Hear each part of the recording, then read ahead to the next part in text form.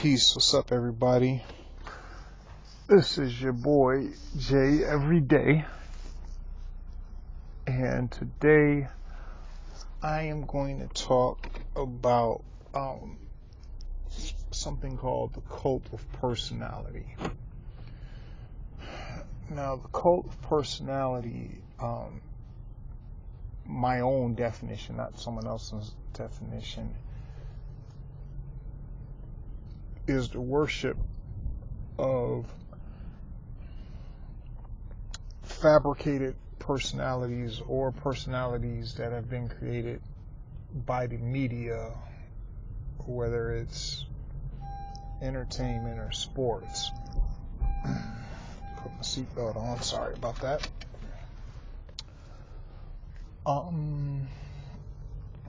We have a lot of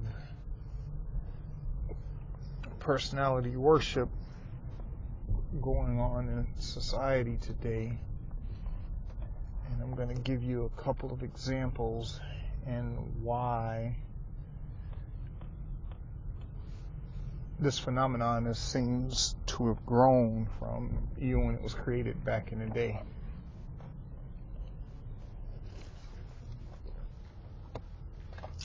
I'm going to go from oldest to youngest, I think. The first person I'm going to talk about is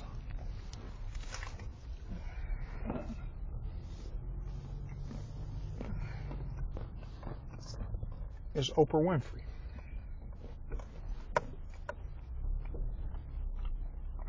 Oh, why are you talking about Oprah Winfrey? Can't nobody go against Oprah Winfrey? And why are you saying anything about Oprah Winfrey? And all of this, right?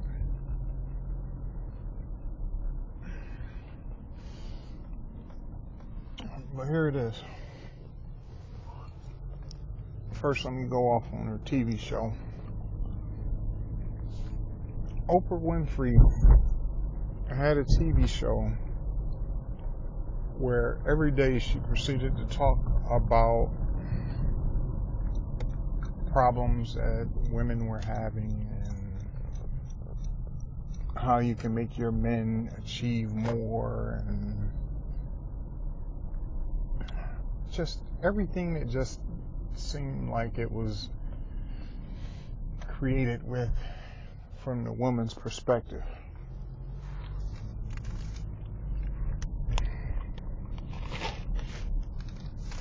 Now let me get something straight right from the start. There was nothing wrong about a woman creating something to benefit women or to show a perspective from a woman's point of view. But keep that same energy. Don't try and bring men into the shit.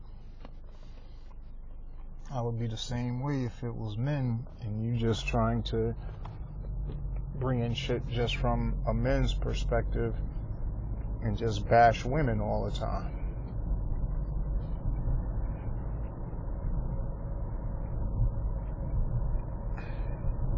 I guess the thing that really brought up this cult personality shit is when they were saying Oprah should run for president. Oprah should do this, and I think Oprah should run, and all of this. He was a television host for 25, 30 years. How does that qualify you to be on TV? How does that qualify you to be president? Then the first thing they say is, well, Trump did it, so Oprah can do it too. Yeah, Trump did it, but look how much shit Trump has to deal with now.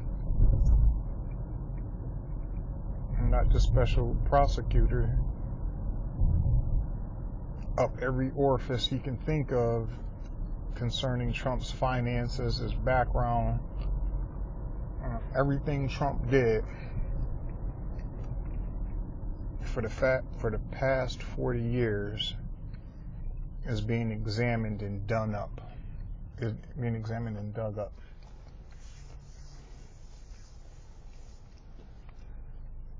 And I can imagine if they started digging into Oprah shit, it's not going to be pretty what will get found out about Oprah neither.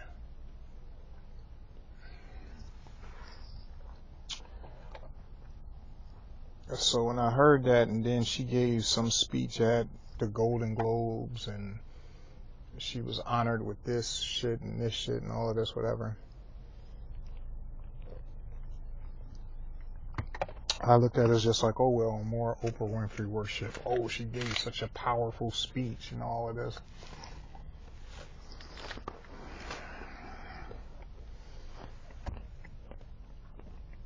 And she basically compared some sexual harassment shit that these women in Hollywood are going through with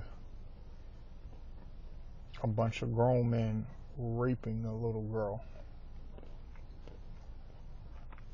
Those are two different topics. And if I'm not mistaken, they may have killed a little girl after they raped her, but I'm not sure. But that's two different topics, and for Oprah to equate them together is kind of fucked up, in my opinion.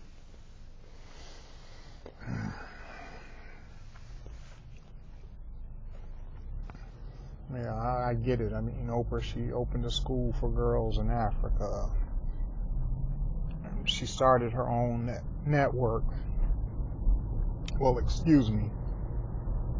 She let somebody put her name on their network.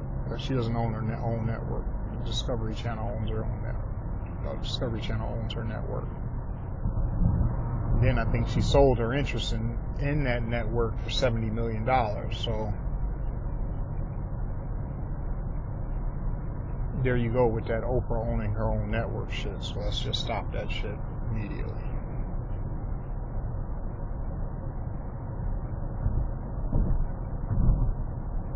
Like I said, this isn't done to just take shots at Oprah Winfrey or to say, oh, Oprah Winfrey ain't shit and all of this. I just want Oprah people to stop talking about Oprah Winfrey like you can't criticize or say nothing about Oprah like her shit don't stink like everybody else's.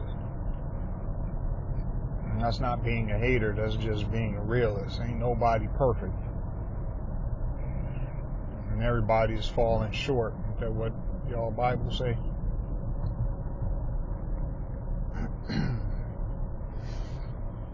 Let's see, who am I going to go to next? Oh, Barack Obama. Now, I'm not going to sit up here and call a man all types of homosexuals and talk about him and his wife having homosexual sex and his wife being a lesbian and all of that. A lot of that shit is innuendo, and I'm not in their fucking bedroom, so I don't know what the hell they do. But it's the same thing with this Barack Obama worship too.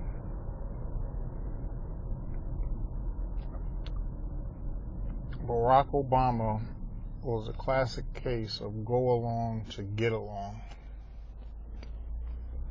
And I think Obama was smart enough to realize, like, look, a lot of this shit is what it is, but I'm not about to sit up here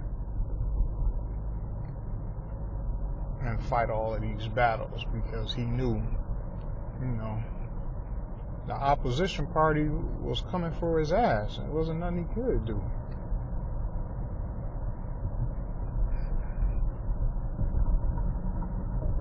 But then again, you have people out here worshiping at the altar of Obama like he was the greatest president ever. Oh, he's going to do so much for people, and he was the first gay president, and all of this shit. No, he was the first person to recognize the rights of gay people when it was convenient. He wasn't talking that shit in his first term, but when he about to leave office and all of that shit, now he becomes a pioneer for LGBTQ rights. So fuck up out of here with that shit.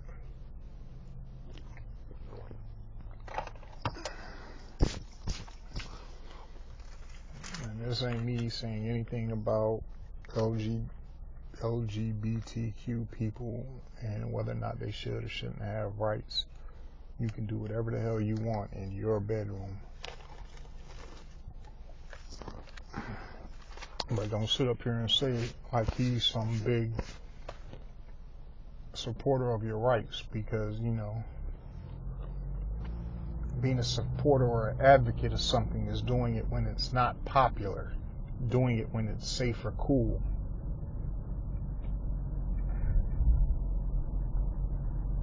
And to me, an example of an advocate or a pioneer of LGBTQ rights was them people fighting at that bar in the 70s, Stonewall or whatever the hell it is. Doesn't matter if it was right or wrong. The cops came over there, and that community got with them cops. That's being an advocate for a movement. Like I said, it doesn't matter if they're right or wrong. It doesn't matter whether or not you believe or go with they have rights or whatever the case may be.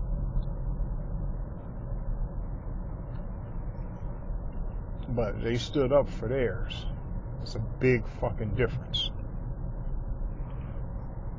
I didn't mean to go off on some tangent or whatever, but I just wanted to make that point clear.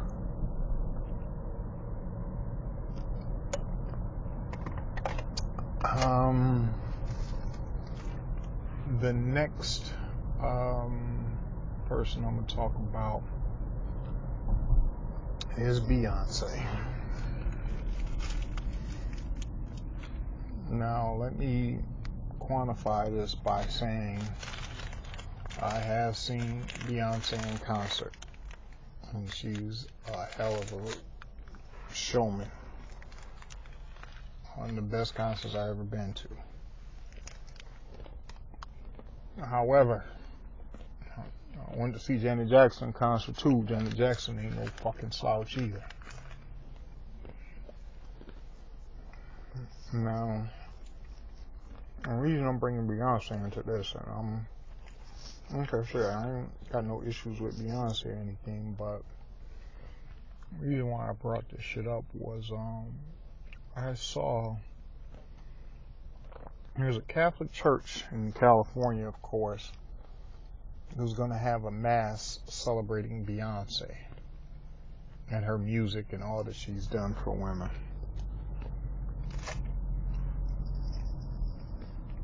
You heard me. There's a church in California, a Catholic church, who's going to hold a mass in celebration of Beyonce.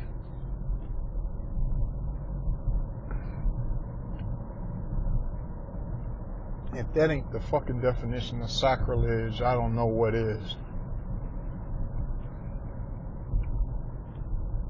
So by holding a mass in honor of Beyonce, you're equating her with God.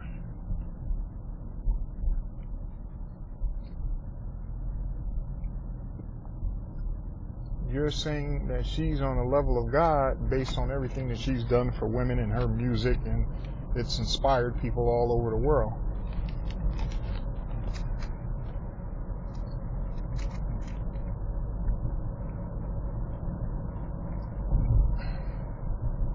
And then again, it's the same thing with the other two. Oh, she can't do nothing wrong. Everything Beyonce does is right. Beyonce must be perfect. Beyonce can't do anything wrong.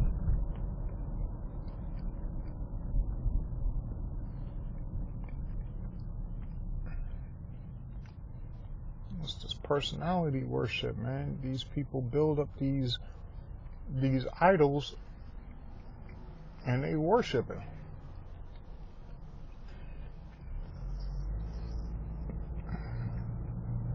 As a matter of fact, I shouldn't even call it the cult of personality. I should call it idol worship. Now, I'll give you another one. Michael Jordan.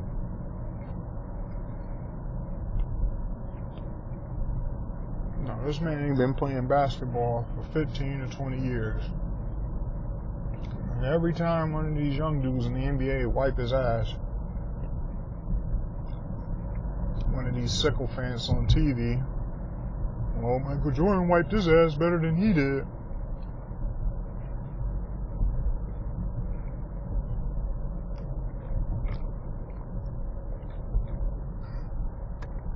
I mean, damn, it's just disgusting, man. It's like,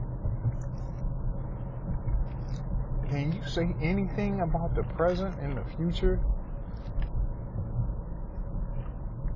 How does it always have to go back to how somebody was so great and ain't nobody's ever going to be another Michael Jordan and this, and the third?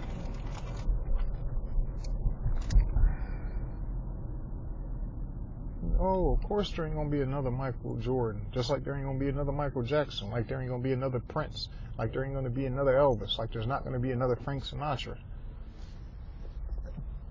Well, you know what the difference is?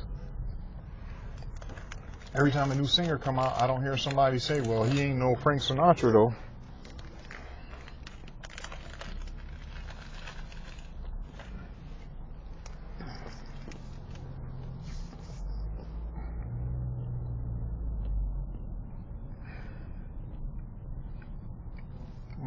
See, that's the world we live in, this microwave society. Everything has to be defined, put in the box, and cooked. Here it is for your consumption. There's no critical thought given. There's no rational thought given. People just make statements, and you're supposed to fucking just go along with it. Like, okay, I'm just gonna agree with whatever just because it looks good or it sounds like it's gonna make sense now. That shit is disgusting, man.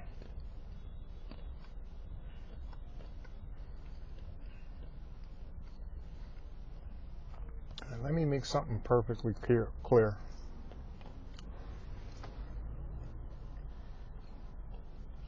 Nothing is wrong with recognizing greatness.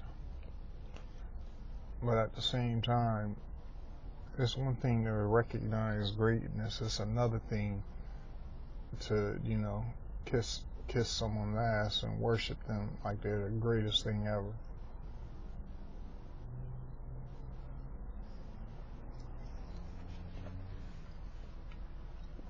As you best believe, everybody that's out there is somebody that then came along that might be just as talented.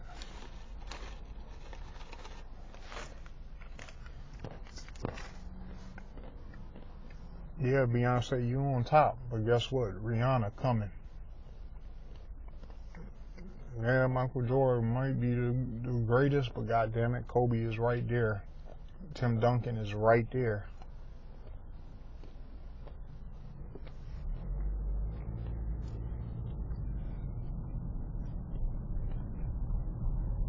Yeah, Oprah, you might be great, but there's other people there. I can't think of nobody off the top of my dome, but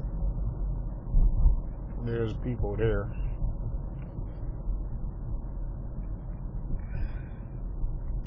I just wanted to put this out here because I just think this whole idea of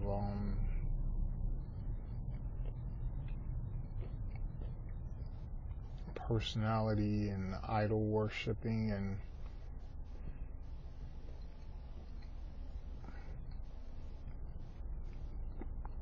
this idea that certain motherfuckers don't have no flaws and they're just the greatest thing ever and they don't have no equal or peer is bullshit.